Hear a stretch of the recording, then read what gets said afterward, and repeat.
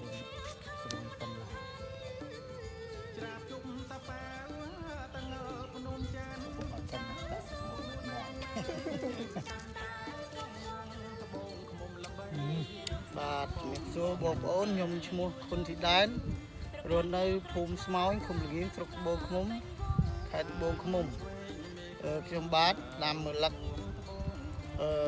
រឿងរាជឥឡូវដល់ថ្ងៃប្រមូលផលហើយបាទបងប្អូនត្រូវការកំងយកទៅទទួលទាននេះសូមតាក់ទងមកខ្ញុំបាទតាមរយៈលេខទូរស័ព្ទ097 28 12 647និងខ្សែទៀត099 788 099ដាំដោយប្រើប្រាស់ជីធម្មជាតិសុទ្ធដែលមានរសជាតិឆ្ងាញ់សាច់ស្រួយតែឆ្ងាញ់បាទសូមអរគុណ